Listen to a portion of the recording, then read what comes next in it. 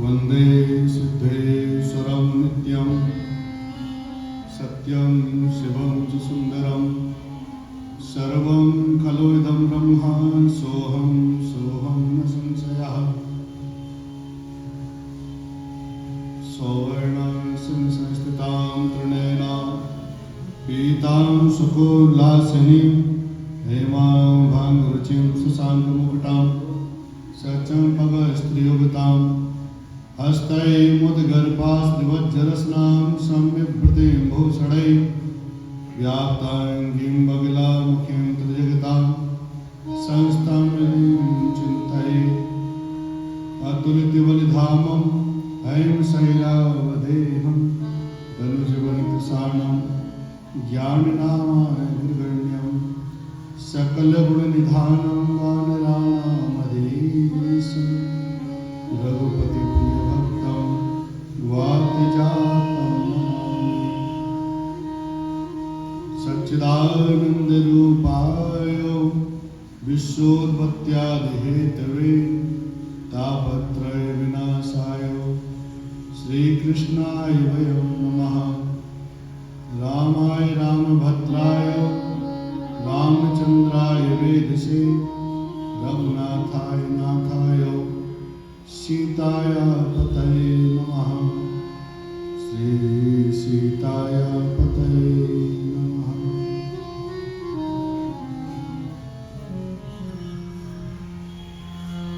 अखंड ब्रह्मांड नायक देवादिदेव महादेव भोलेनाथ श्री सिद्धेश्वर भगवान जगत की अधिष्ठात्री देवी परम्बा जगदम्बा भगवती विजयदात्री श्री सिद्धेश्वरी भगवती माँ पीताम्बरा महारानी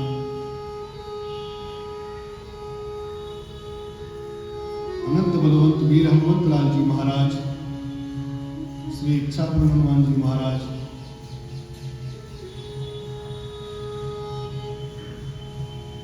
भगवती ब्रह्म विद्या महारानी माँ श्री विद्या महारानी सभी स्थान के समस्त देवी देवता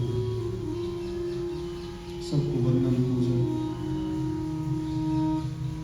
यहाँ उपस्थित सभी विद्युतगण आचार्य संत वृंद माताएं बहनें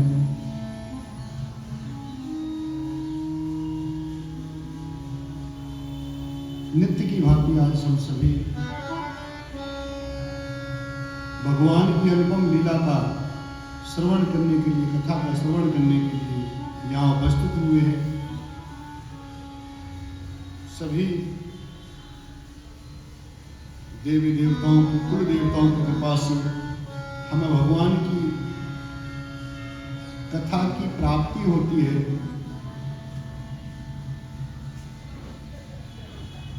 भगवान के 18 पुराण जो कथाएं हैं उनका श्रवण करने का सौभाग्य हमारे जीवन में हमें यदा कदा प्राप्त होता है। भगवान गुरुदेव की आज्ञा से आज हमें ये सौभाग्य प्राप्त हो रहा है।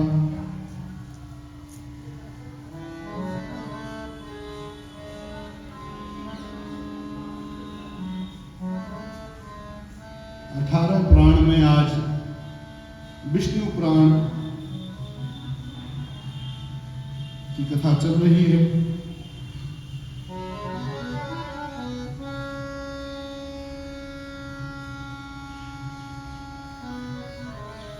हम सभी नित्य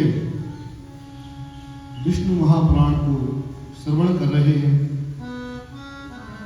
उसको आनंद ले रहे हैं। उसका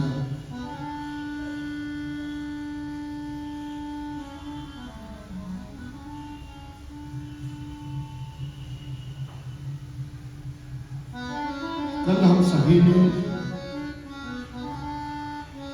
भगवान की परम लीलाओं के साथ में इक्ष्वाकु वंश का वर्णन सुना।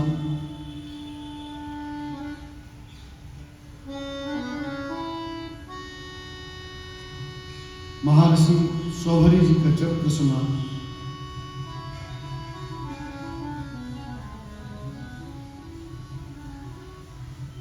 युवनाश्वर जी का चरित्र, उनके जीवन की लीला, उनकी कथा सुनी, जिनके पुत्र महाप्रतापी भगवत भक्त श्री मानधाता जी हुए। मानधाता जी की पत्नी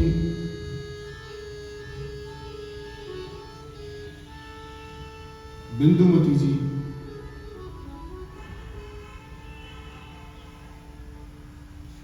उनके पुत्र कुरुकुत्स, अमरीश, मुचकुंद आदि जो पुत्र हैं, 50 कन्याएं हैं, जिनका सौभरी से विवाह हुआ।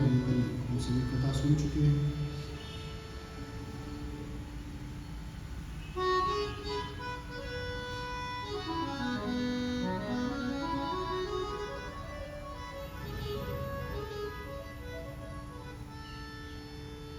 उनके ही वंश में एक कुरुकुत्स नाम के महाप्रतापी राजा हुए।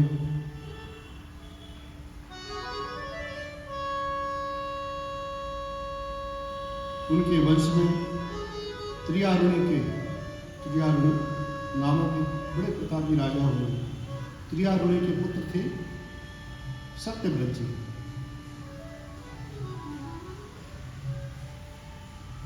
जो बाद में त्रिशंकु कहलाए हैं।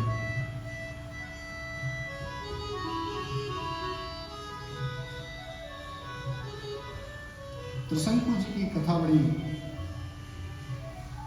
गूढ़ है, बड़ी मनोरम है महाराज।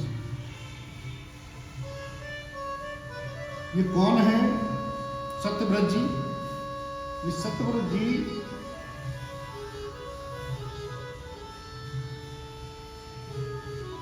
बड़े प्रतापी राजा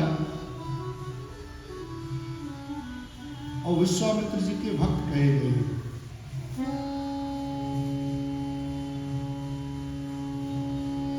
एक बार की बात है कि इनको लगा कि हम स्वर्ग की प्राप्ति सदेह करें। अब कोई अपने देह के साथ में स्वर्ग तो जा नहीं सकता है। अपनी अपनी मर्यादाएं हैं, भगवान के द्वारा बनाए गए जो नियम हैं, उन नियमों में ये नियम का उल्लंघन माना जाएगा कि कोई स्वर्ग जाए और इसी देह के साथ चला जाए। सदेह संभव नहीं। तो उनका संभव नहीं है, तो असंभव को संभव बनाने का एकमात्र उपाय गुरुदेव होते हैं। अपने गुरु वशिष्ठ जी के पास में गए। वशिष्ठ जी से कहा कि महाराज, हम चाहते हैं कि हम सदेह स्वर्ग जाएं। वशिष्ठ जी तो परम ज्ञानी है। वशिष्ठ जी ने समझाया कि देखो राजन, सदेह जाना ये संभव नहीं है और इसका कोई उपाय भी नहीं है। तुमने कहा कोई उपाय नहीं है तो कोई ऐसा बता दो कि जो उपाय करवा दे। कोई भी नहीं करवा सकता है, ना कोई आपको भेज सकता है। सदेह नहीं जा सकता, वो स्वर्ग जा सकता है।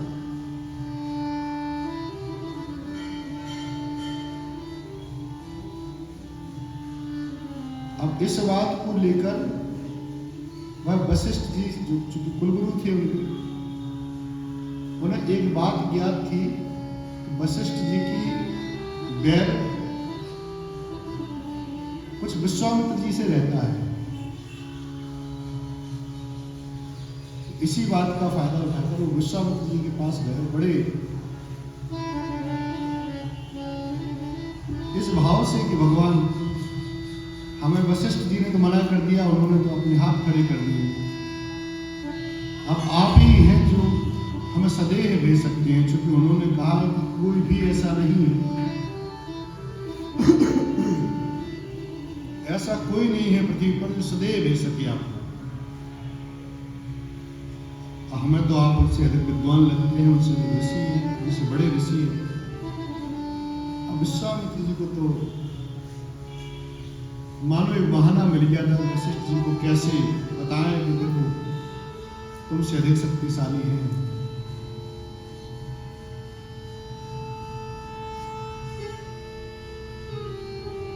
विश्वामित्र जी ने अपने तपोबल से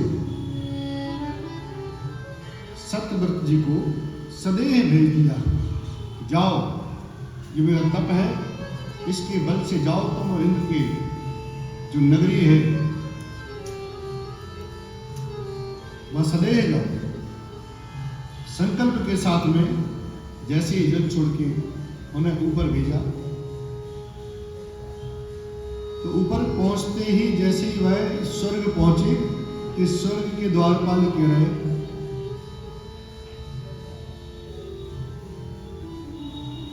अंदर हड़बड़ी मच गई कि महाराज ना कोई गण है आपके, न कोई साथ लाने वाला है, एक कोई मनुष्य आया वह सदेह आ गया है। बड़ी हड़बड़ी मच गई कि साहब कौन ऐसा है कि जो आ गया है, सदेह आ गया है। तो इंद्र ने देखा कि ये राजा त्रिशंकु है। इंद्र ने वहां से उन्हें वापस कर दिया। वापस धक्का मारकर नीचे गिराया वहां से स्वर्ग से। अब इंद्र का जो तेज था, इंद्र का जो बल था, उस वेग की वजह से वो स्वर्ग से नीचे चले आ रहे हैं, गिरते चले। अब जैसे ही गिरना उन्होंने प्रारंभ किया कि यहां से उन्होंने अपने गुरु को आवाज लगाई, विश्वामित्र जी बचाइए, महाराज बचाओ, गुरुजी बचाओ, गुरुजी बचाओ, गुरुजी बचाओ। अब जैसे ही गुरुजी ने सुना कि मेरा शिष्य गिर रहा है तो उन्होंने नीचे से जल फेंका, अपने प्रताप से उस राजा को वहीं रोक दिया। अब त्रिशंकु बीच में अटके, न नीचे के न ऊपर के, बीच में अटके त्रिशंकु।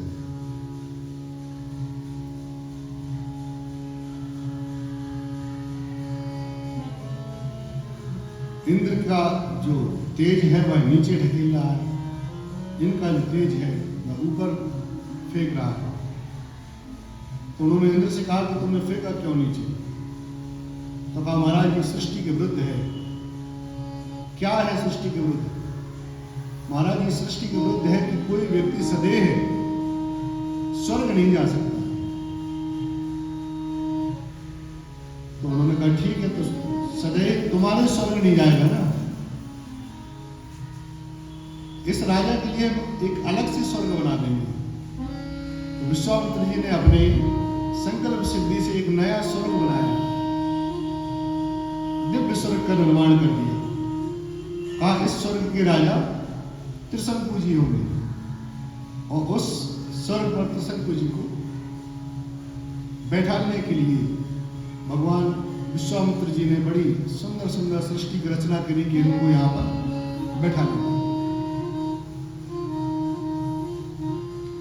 अब उस स्वर्ग की जो अनुपम छटा है, उसकी जो अनुपम परिकल्पना है, जो देखने में जितना सुंदर है उतना सुंदर तो इंद्र का स्वर्ग भी नहीं।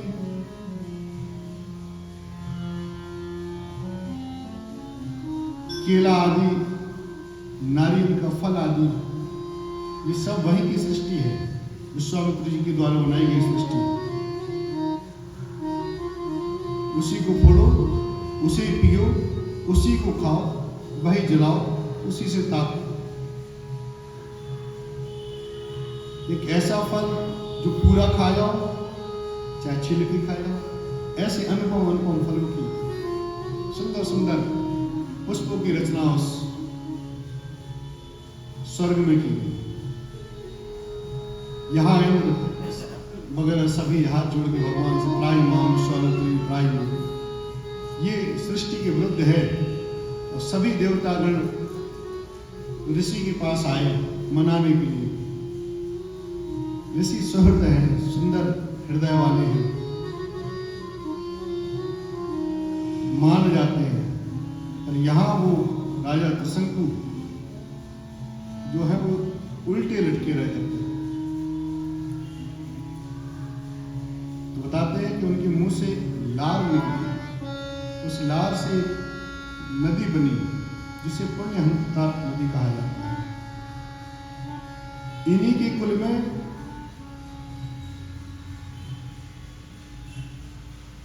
एक राजा हुए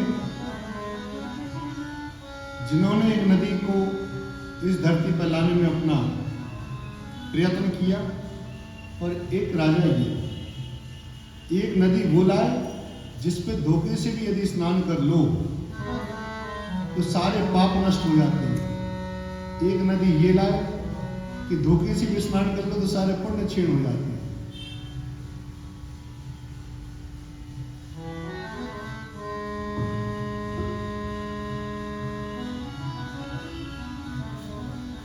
अब इनके पुत्र हुए महाराज हरिश्चंद्र। महाराज हरिश्चंद्र की कथा बड़ी दिव्य है।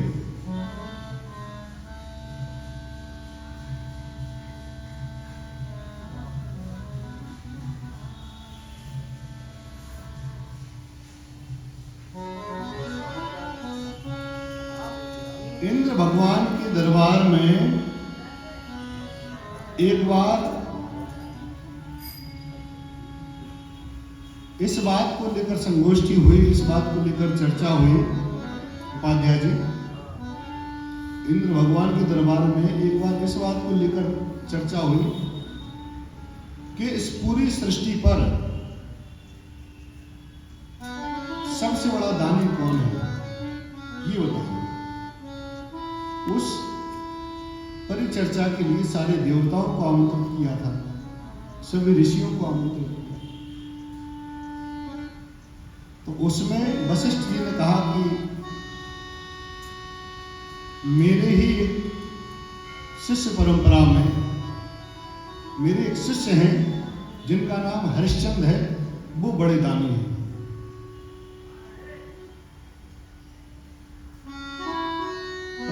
वशिष्ठ जी कहें और साथ में विश्वामित्र जी बैठे हो, कुछ बात का कटाक्षेप ना हो तो फिर आनंद ही नहीं।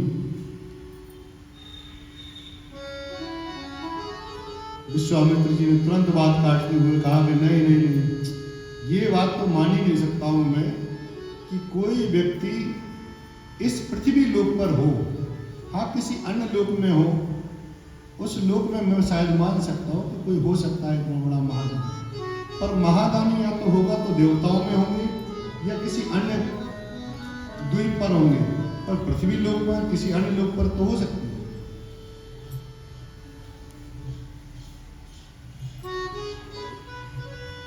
बाकी बिहारी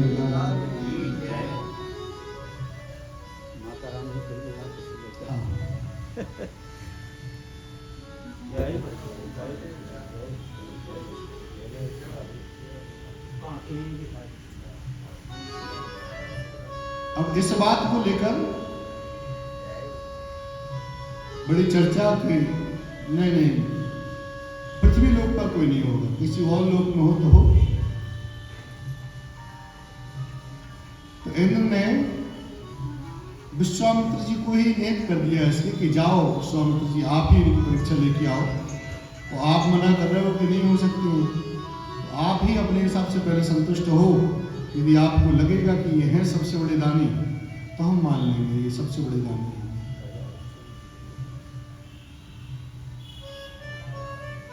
विश्वामित्र जी परीक्षा के उद्देश्य से राजा हरिश्चंद्र के दरबार में आते हैं। राजा बड़े सम्मान के साथ, बड़े प्रेम के साथ में महर्षि का पूजन करते हैं, उनकी आरती आदि उतारते हैं, प्रेम से उनके चरण धोते हैं। कहते हैं महाराज, आपने हमारे महल में जो पधार कर हम पर जो कृपा की, बड़े भाग्य की बात है कि ऋषि घर में आए। अब किस कारण आगमन हुआ महाराज, ये और बता दीजिए। महर्षि कहते कि अभी नहीं, पर समय आने पर हम आपको जरूर बताएंगे कि हम किस कारण आए हैं यहाँ पर। एक मन में यज्ञ करने की अभिलाषा है, उस अभिलाषा के हेतु हम आपके राज्य में आए हैं। ठीक है महाराज, जब आपकी इच्छा हो। कालांतर कुछ समय बीत जाने पर विश्वामित्र जी पुनः उनके घर पधारे।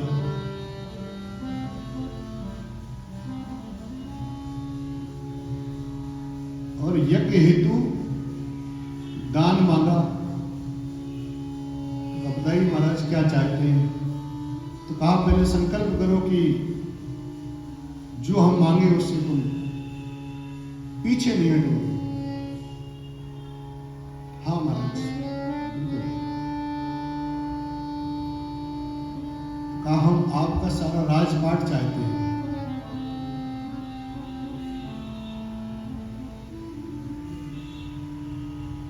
यदि कोई और होता तो एक बार सोचता नहीं। हरिश्चंद्र जी थे, एक क्षण उन्होंने नहीं सोचा। तो उन्होंने सारा तत्काल जो राजपाट था सब कुछ उनको दे दिया। अब कहा ठहरो, एक बात और। जी महाराज, आ गया। अब 1000 स्वर्ण मुद्राएं और दो, जिससे मैं यज्ञ में दान आदि के लिए उसे अतिरिक्त प्रयोग में ले सकूं। अरे महाराज, कितनी कौन सी बड़ी बात है। तुरंत राजा ने अपने मंत्री से कहा, जाओ खजांची, और अपने खजाने में से 1000 स्वर्ण की मुद्राएं ससम्मान लेकर आओ। जैसे ही खजांची लेने के लिए गया, विश्वामित्र ने तुरंत उसको रोका। रुको रुको, कहाँ जा रहे हो? महाराज का आज्ञा का पालन करने। कौन महाराज? महाराज हरिश्चंद्र जी। इनका क्या है? इनका राज है। अभी सुना नहीं तुमने? अभ्यास दिया है हमें। जब इन्होंने हमें दे दिया है तो इनका क्या है इसमें?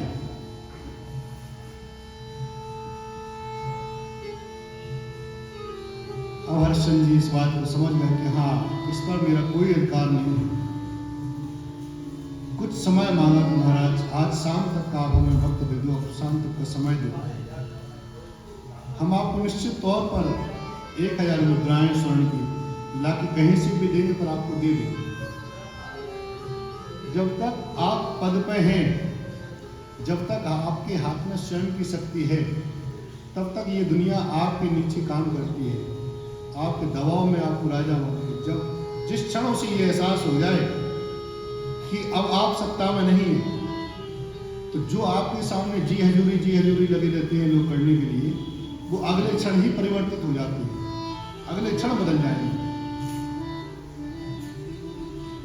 जो सुबह तक राजा थे, वही शाम को दर दर भटकते हुए प्रत्येक व्यक्ति के पास जाते हैं कि कोई तो हो जो 1000 स्वर्ण की मुद्राएं मुझे दे दे। भटकते भटकते पूरा राज उन्होंने छान मारा। कोई भी एक व्यक्ति ऐसा नहीं मिला जो 1000 स्वर्ण मुद्राएं उन्हें दे दे। इस बात की खबर काशी के डोम राजा को पड़ी।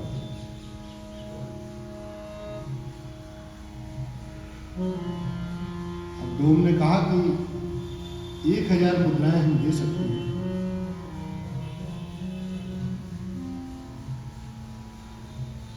पर उसके लिए आपको हमारा काम करना पड़ेगा।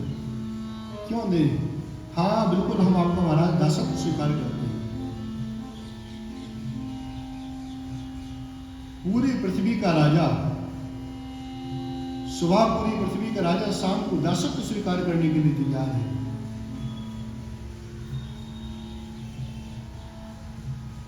महाराज आप 1000 स्वर्ण की मुद्राएं दे दो, जिससे हम महर्षि को दे सके। उनसे हम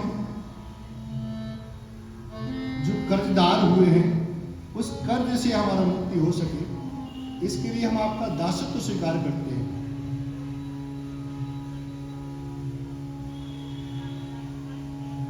दासत्व स्वीकार कर लिया। अब दो राजा ने कहा ठीक है जाओ, इस शमशान में बैठो और जो भी आए उसे बिना कर लिए कोई भी चिता का अंतिम संस्कार नहीं करने दोगे, इस शर्त के साथ में, और अच्छे से काम करो। जी महाराज बिल्कुल। अब तो हरिश्चंद्र जी सुबह शाम केवल राजा डोम के दरबार में दास की भांति कार्य करने लगे। उनकी पत्नी थी तारा।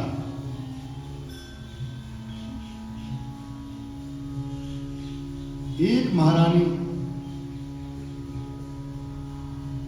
जिनके शरीर पर सदैव ऐसे ऐसे सुंदर वस्त्र रहा करते थे कि जिन्हें देखकर कोई भी लालायित हो जाए कि काश इतने सुंदर वस्त्र मेरे पास होते। आज वो सारे वैभव, सारी संपदा को त्याग कर राजा डोम के साथी जब काशी आई थी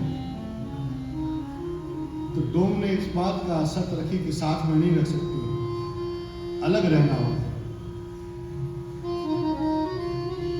कहीं छोटी सी कुटिया बनाकर उसमें रहने लगे, सामान्य सा जीवन व्यतीत करने लगे। छोटा सा बालक साथ में लिए, रोहित नाम का।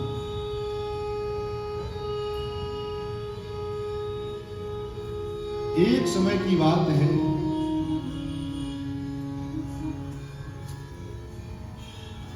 कि काल की ऐसी गति हुई कि उस बालक की मृत्यु हो गई। रोहित नाम का जो बालक था उसकी मृत्यु।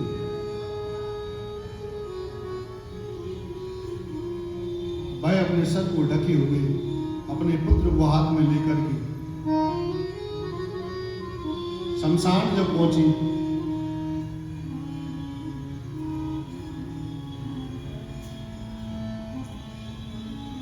तो उन्होंने राजा हरिश्चंद्र से कहा कि महाराज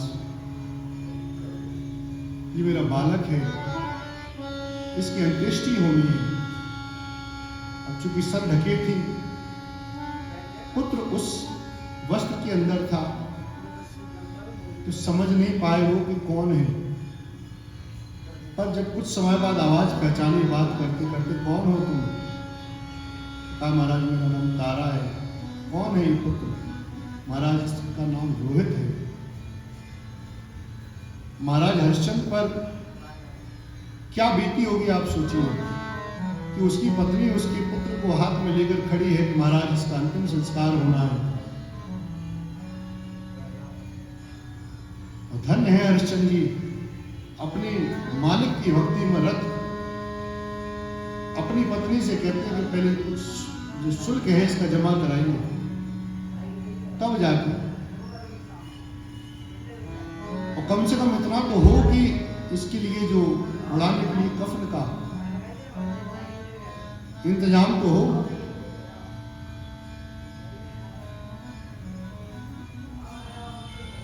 तो रानी ने अपना आंचल का आधा हिस्सा फाड़ के कफन बनाकर और राजा के सामने रख दिया।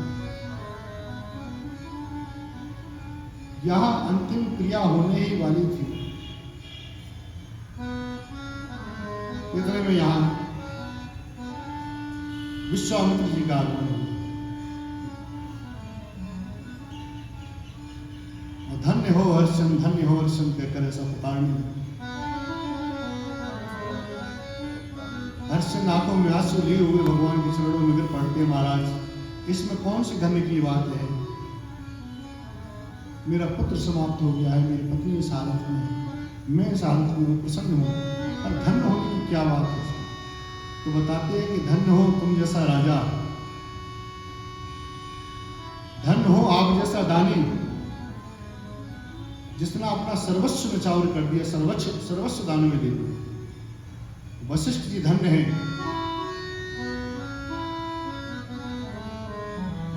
यहां विश्वामित्र जी आते हैं और उसको धन्य कहकर उनका सारा राजपाट सौंप देते हैं, वापस कर देते हैं।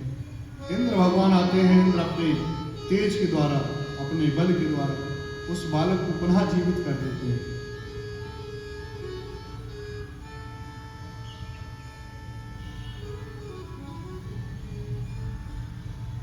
गुरु भक्ति दान की महिमा का बड़ा सुंदर ये चरित्र है।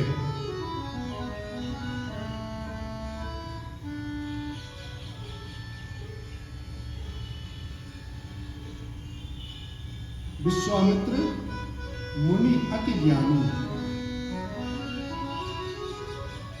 बाबा तुलसीदास जी कहते हैं विश्वामित्र जी सामान्य ऋषि नहीं है। विश्वामित्र मुनि अति ज्ञानी। जिस पर विश्वामित्र जी रीझ गए उसे निश्चित तौर पर भगवान विष्णु का आशीर्वाद प्राप्त हुआ।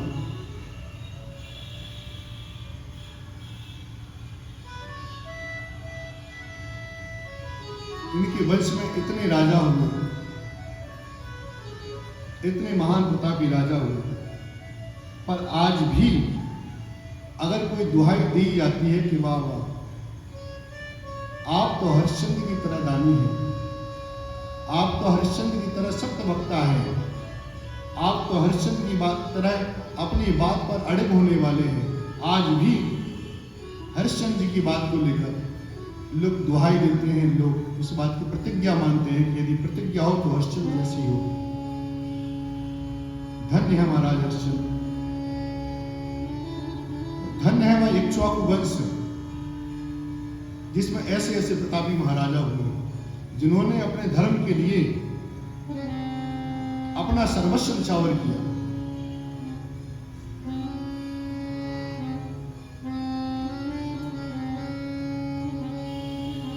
महाराज हरिश्चंद्र के पुत्र हुए रोहिताश्व, उनके पुत्र हुए हरित, उनके पुत्र रुक जी हुए, फिर उनके पुत्र ब्रक जी हुए। ब्रक जी के पुत्र का नाम था बाहु।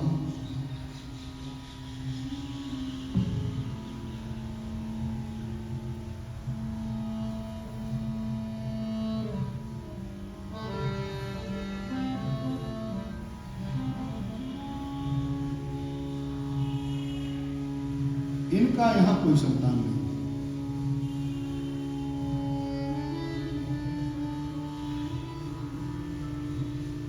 इन पर कुछ राजाओं ने आक्रमण करके इनका पूरा राजपाट छीन लिया।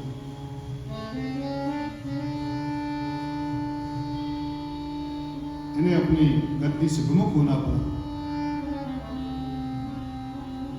अपनी पत्नी सहित ने वन में जाना पड़ा।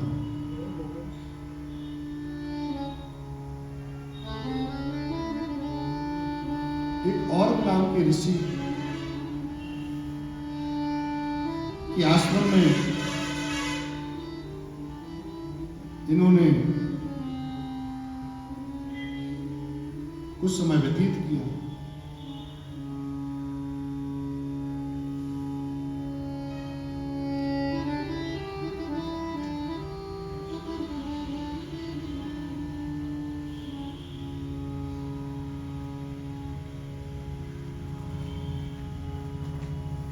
इनकी जो पत्नियां हैं,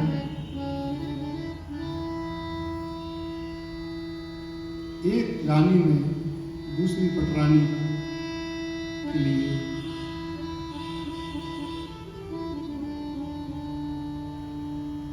इस द्वेष से कि कहीं कोई पुत्र की उत्पत्ति यदि होती है भविष्य में तो इनके राजा, इनके पुत्र राजा न बन जाए, इस द्वेष के कारण दूसरी रानी के लिए जहर दे दिया।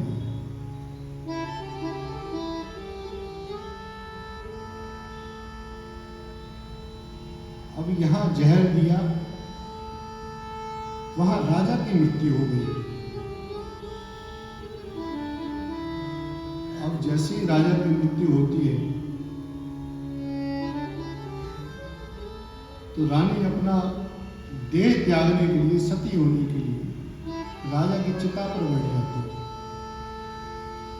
तो और ऋषि उनका हाथ पकड़ते हैं, हाथ पकड़ के उन्हें रोकते हैं कि तुम्हारे गर्भ में इन राजा की संतान है, इसलिए तुम्हें जीना होगा, जीवित रहना होगा।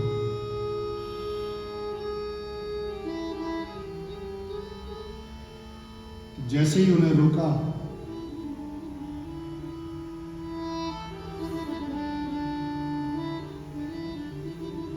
तो राजा ने अपने योग ध्यान से देखा कि इनका जो गर्भ है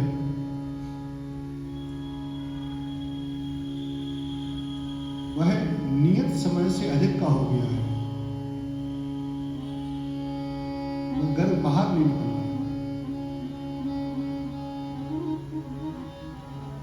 तो देखा कि उस जहर के कारण, उस विष के कारण, उस विष के प्रभाव के कारण वह बाहर निकलने में असमर्थ है। उन्होंने अपने तेज बल से उस गर्भ को बाहर निकाला। जहर का एक नाम गर्भी है, विष का एक पर्याय गर्भी कहा गया, गर्भ। तो गर्भ के साथ वह रहकर बालक उत्पन्न हुआ, इसलिए उसका नाम सगर पड़ा, महाराज सगर।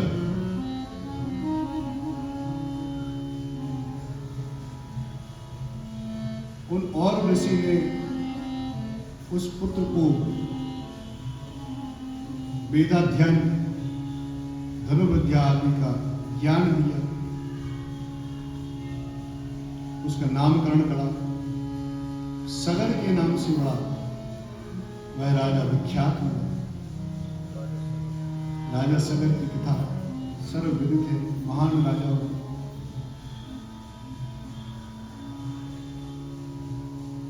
कश्यप जी की एक पुत्री सुमति और एक पुत्री केशिनी से इनका विवाह कराया गया।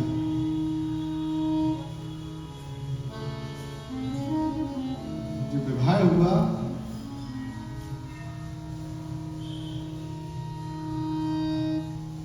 तो दोनों पत्नियों के साथ में राजा अपने गुरु आश्रम गए, महाराज और ऋषि जी के पास में। उनसे प्रार्थना की कि भगवान, गुरुदेव भगवान, हमारा कोई पुत्र नहीं है, कोई संतान नहीं, तो आप आशीर्वाद दीजिए तो हमें संतान हो। तो उन्होंने कहा क्या चाहते हो? तो महाराज पुत्र चाहते हैं। तो कहा कि जाओ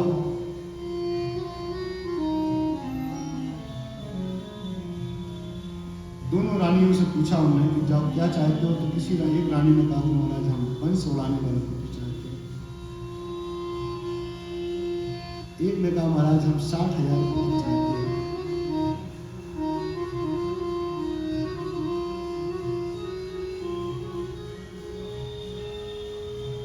जो कुछ विशेष हो।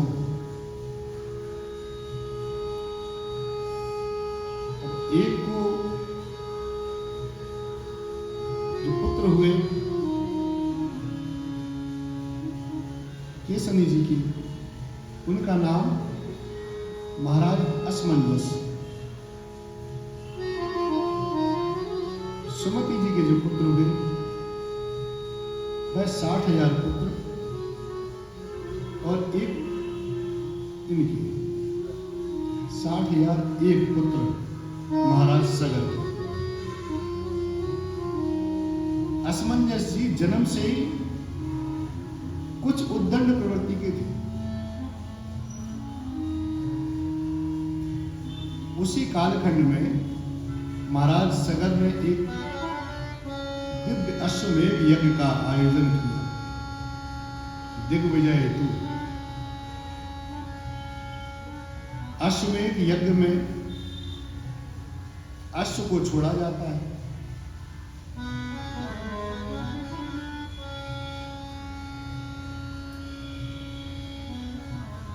अब उस अश्व को छोड़ा गया तो किसी ने सूचना दी कि कोई उस अश्व को पाताल लोक में ले गया। असमंजस जी अपने भाइयों के साथ में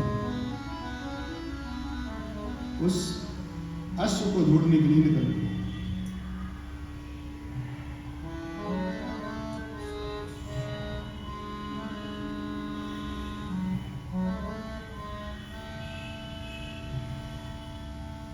ढूंढते ढूंढते काफी समय व्यतीत हो गया।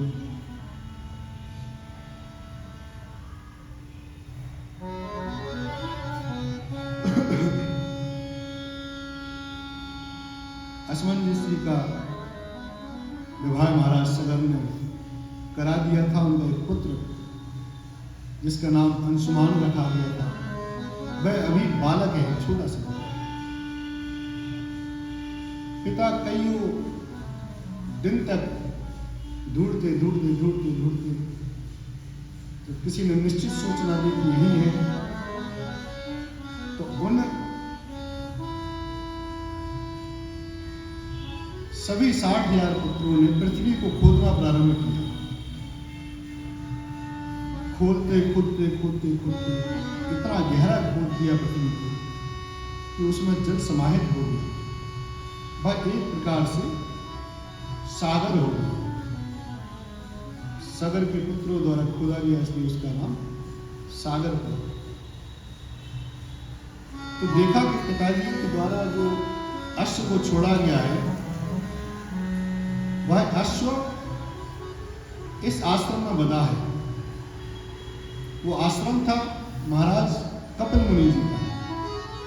महाराज कपिल मुनि के आश्रम में उस अश्व को देखकर अब तो 60,000 भाई और ऊपर से असमंजस जी जैसे असमंजस जी ऐसे उनका अनुकरण करने वाले उनके भाई, यहां भी है, यहां भी, यहां भी।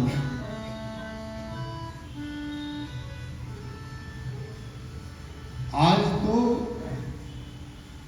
सारे ही भाइयों ने और कपिल मुनि पर हमला बोल दिया। अरे महाराज, और ये घोड़ा चुरा के आप बैठे थे, आपको क्या उचित लगता है? आप कपिल मुनि जी तो स्वयं भगवान विष्णु का अंश हैं, परम तपस्वी हैं, परम तपवान हैं। कपिल मुनि ने कुछ नहीं कहा, आंखें खोली ही जैसी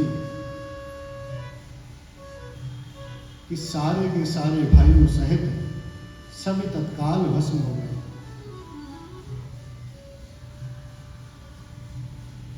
यहां ये बात पता पड़ी महाराज को।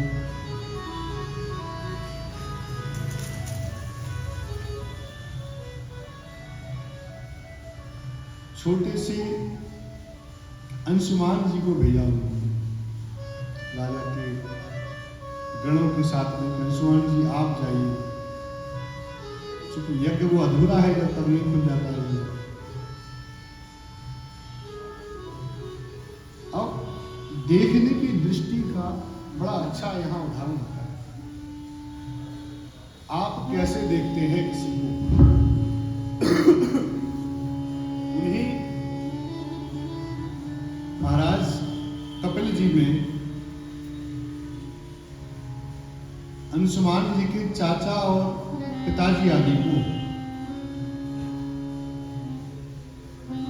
वह उद्दंड दिखाई दे रहे थे,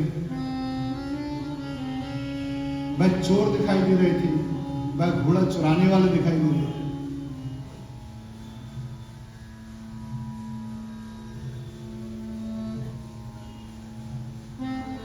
दृष्टि देखिए, अंशुमान जी यहाँ बड़ी दिव्य जो है भगवान कपिल जी की प्रार्थना करते हैं कि भगवान आप जैसा महाज्ञानी जिनके मुझे दर्शन हुए मैं धन्य हूं।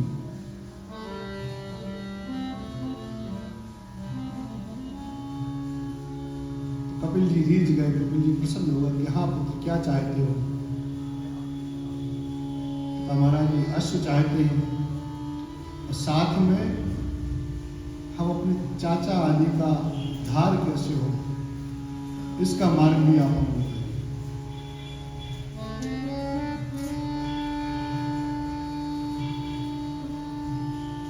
आजकल तो छोटी छोटी बातों पर घर में बड़े बड़े कलह हो जाते हैं। वहां वो अपने पूर्वजों का उद्धार करने के लिए उनके बताए हुए मार्ग पर बैठ जाते हैं। अंशुमान जी परम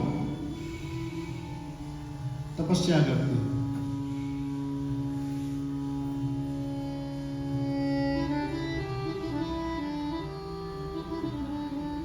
कपिल जी द्वारा बताया गया कि जाओ, तुम्हारे घर में, तुम्हारे कुल में गंगा जी आएंगे।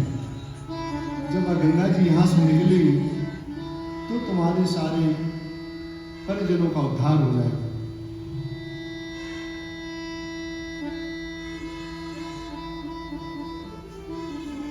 अब उनके पुत्र महाराज दिलीप, उनके पुत्र हुए महाराज भगीरथ जी, जो इस भवतरणी को पार लगाने वाली भगवती मां गंगा को इस धरती पर लाए। गंगा मैया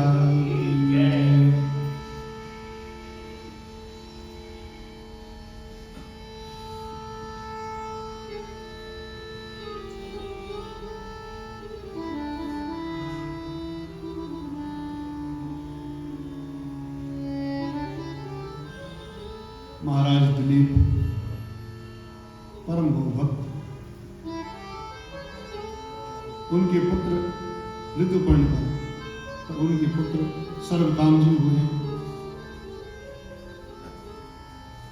और उनके पुत्र हुए सदाश जी।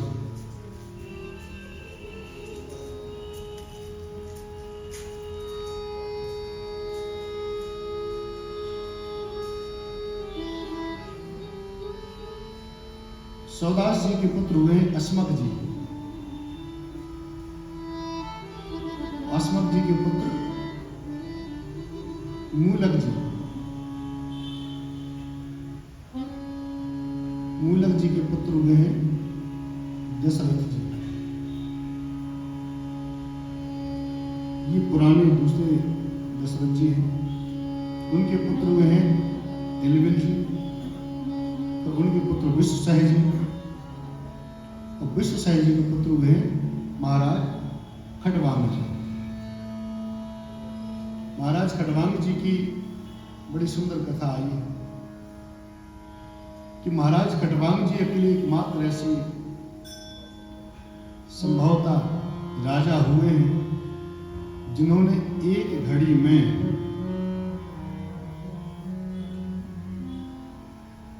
मोक्ष को प्राप्त किया था। एक घड़ी में देवासुर संग्राम के बाद में जब सभी लोग एक साथ बैठे, सामान्य तौर पर परिचर्चा चल रही थी, तो उसमें खटवांग जी पूछते हैं कि महाराज इंद्र जी से कि इंद्र भगवान, बाकी तारीफ तो ठीक है, आप केवल इतना बता दीजिए हमें कि मेरी उम्र कितनी शेष रह गई। इंद्र भगवान देखते हैं, कहते हैं कि खटवांग जी आपकी उम्र तो मात्र 2 घड़ी शेष रह गई है। 2 घड़ी शेष रह गई है। अब 2 घड़ी में तो स्वर्ग से अयोध्या पहुंचना कठिन है। 2 घड़ी में तो वापस नीचे धरती पे आना कठिन है। भगवान के आशीर्वाद से 1 घड़ी में धरातल पर आए। 1 घड़ी में भगवान विष्णु से कहते हैं कि यदि भगवान मैंने एक बार भी आपका हृदय से नाम लिया हो तो आप हमें दिव्य मुक्ति प्रदान करिए।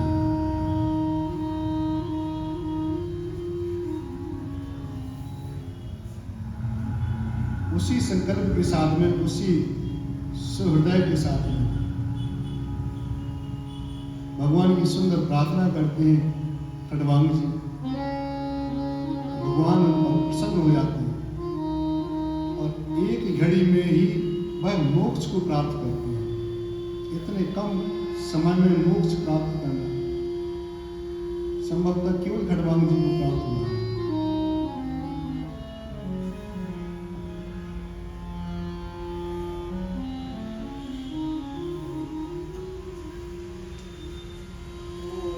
इनके पुत्र हुए हैं दीर्घबाहु जी।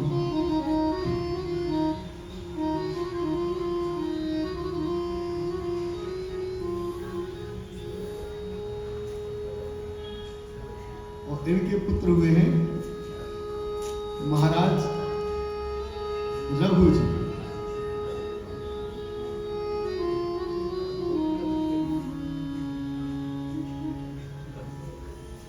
इनके पुत्र हुए हैं महाराज रघु जी।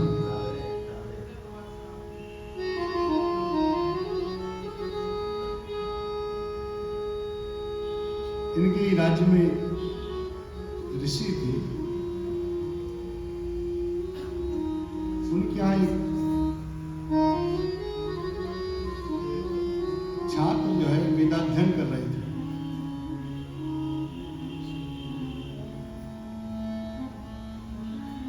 तो शिष्य अपने गुरु से कहता है कि महाराज आपने हमें 14 प्रकार की जो शिक्षाएं हैं वो दी हैं आपने। आपका परम उपकार है और हम चाहते हैं कि आप हमसे गुरु दीक्षा में, गुरु दक्षिणा में कुछ लीजिए। तो गुरु कहते हैं नहीं नहीं, हम आपसे प्रसन्न हैं, कोई आवश्यकता नहीं है, और गुरु दक्षिणा की कोई आवश्यकता नहीं है। तो बड़ा विनम्र निवेदन करते हैं कि नहीं नहीं महाराज कुछ तो बताइए। कहते हैं कि ठीक है, अगर तुम देना चाहते हो तो जाओ 14 कोटि स्वर्ण मुद्रा ला कर दो। उसी कालखंड में भगवान का एक परम वैभवशाली यज्ञ राजा रघु ने किया था, जिसमें इतना खर्चा हुआ था धर्म आदि ऋषि मुनियों आदि पर, प्रजा पर। तो बताते हैं कि पूरा खजाना रघु जी ने खाली कर दिया था।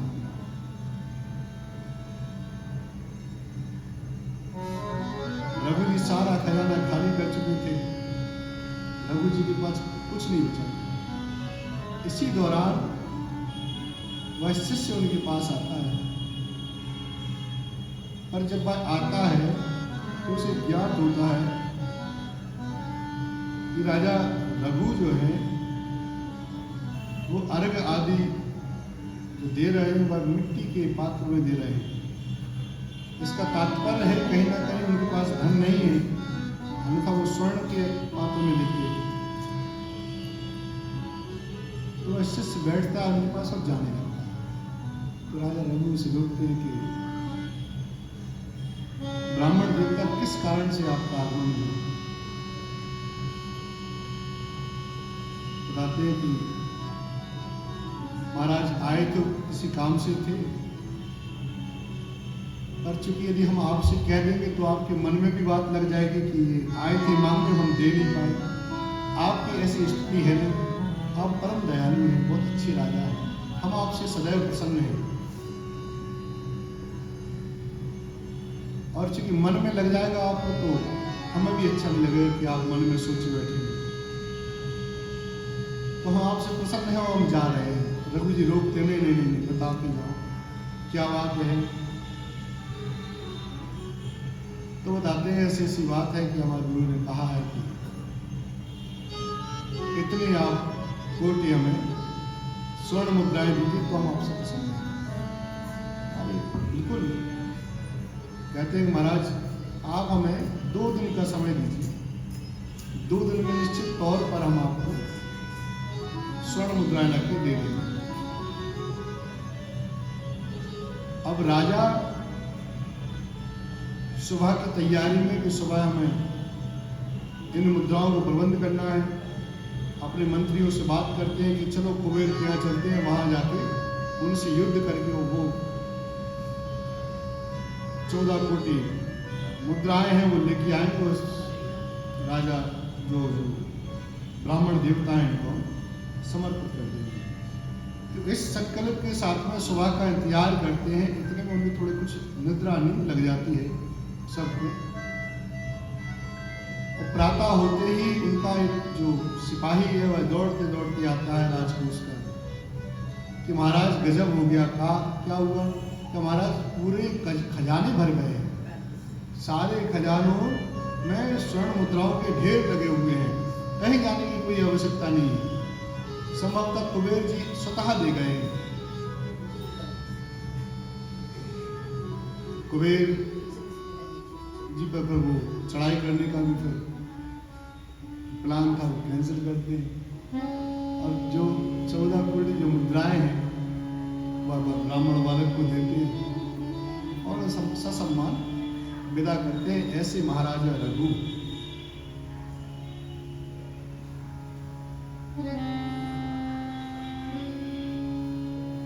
आज भी इतने राजाओं के, इतने दिव्य महान राजाओं के यहाँ, उनके यहाँ जन्म होने के बाद भी भगवान राम को या उनके कुल को रघु जी के नाम से ही जाना जाता है। रघुकुल शिरोमणि, रघुकुल नंदन, रघुनाथ।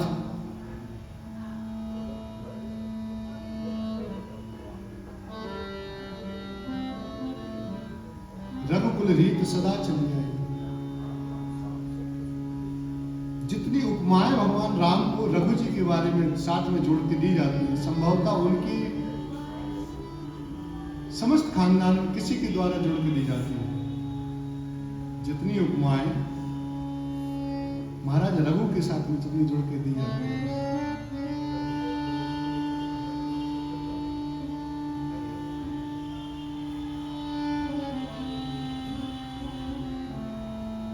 महाराजा रघु से महाराजा अज जी का जन्म हुआ।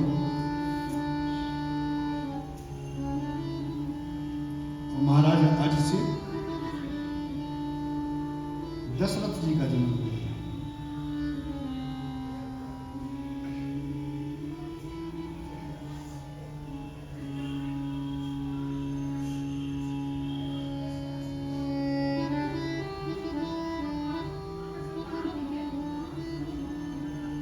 महाराजा दशरथ की बड़ी दिव्य कथाएं हैं।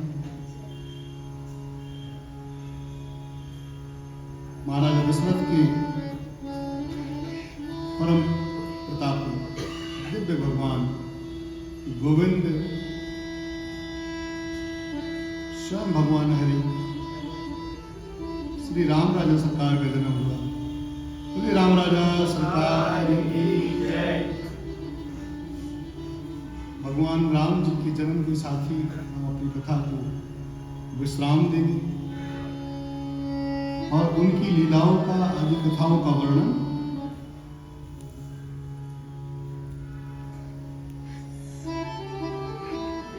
कल किया।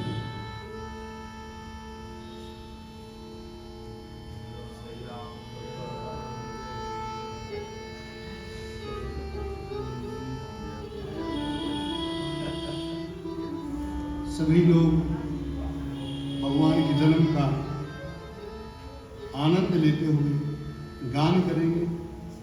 भय प्रगति कृपाला दीन दयाला कौसल्या हितकारी हर्षित महतारी मुनि मनहारी अद्भुत रूप विचारी अभिरामा तन घन श्यामा निर्यायुध भुज चारी भूषण बन माला नयन विशाला शोभा सिंध खरारी कह द्वे कर जोरी स्तुति तोरी कह विधि कर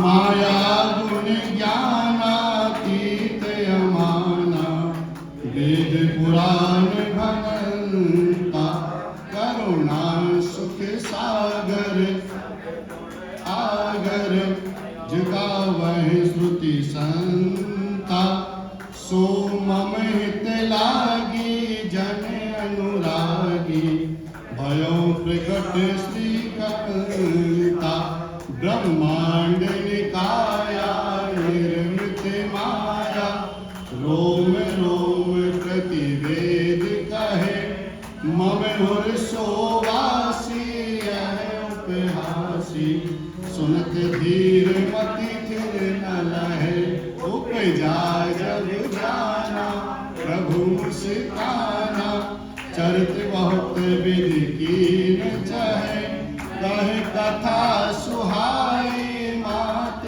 बुझाई जहि प्रकार सुत प्रेम लहे माता पुण्य बोली सुमति डोली तजहु तात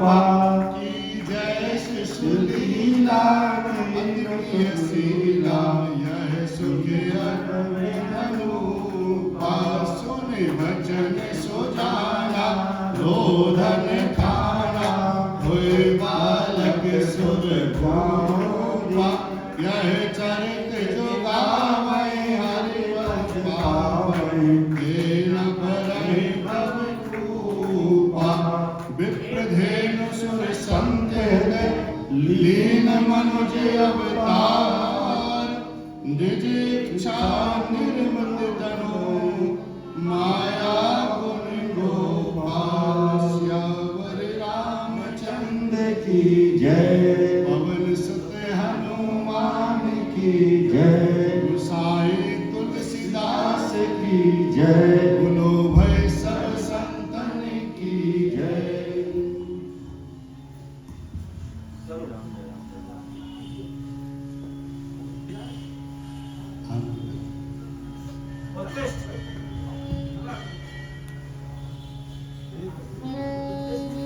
बंसी वाले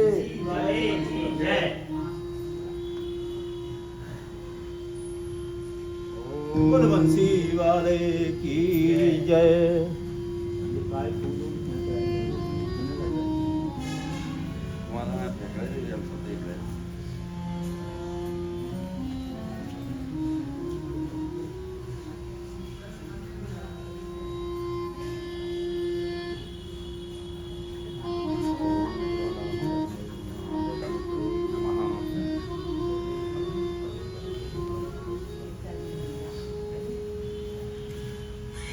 ज्वालामालिन्यै नमः रत्नेश्वरै नमः गन्धादेवी सम्पूज्यः ॐ चन्द्रमा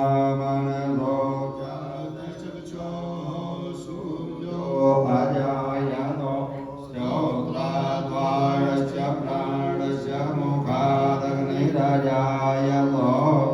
ॐ जय जगदीश हरे स्वामी जय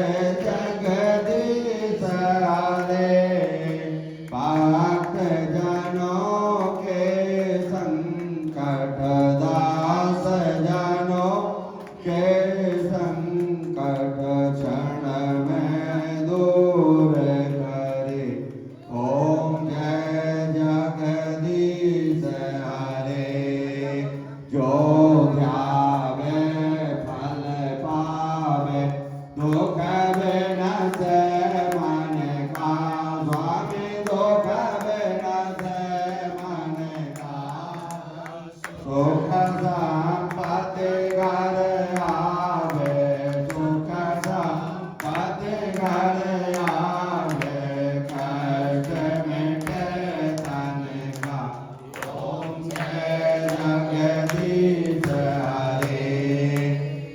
मात पिता तुम मेरे शरण गाओ मैं किसकी स्वामी शरण गाओ मैं किसकी तुम बिन और न दूजा प्रभु बिन और न दूजा आस करो मैं किसकी ओम जय जगदीश हरे तुम पूर्ण परमात्मा तुम अंतर्यामी स्वामी तुम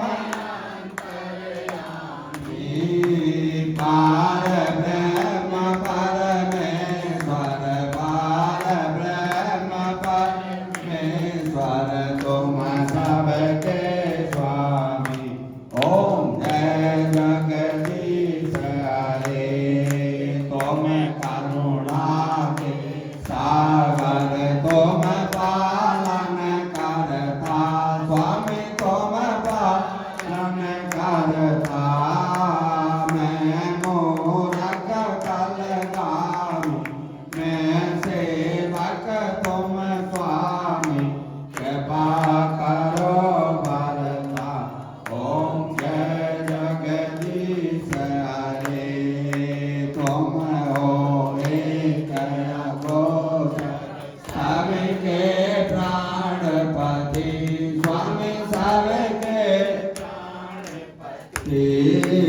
के सब मिलो दयामय के सब मिलो दयामय तुमको तुम थी ओम जय जगदीश हरे दीन बंद दुख हरता तुम ठाकुर मेरे स्वामी तुम रक्षक मेरे अपने हाथ उठाओ अपने शरण बुलाओ द्वार पड़ा तेरी ओम जय जगदीश हरे विषय विकार मिटाओ पाप हरो देवा स्वामी कष्ट हरो देवा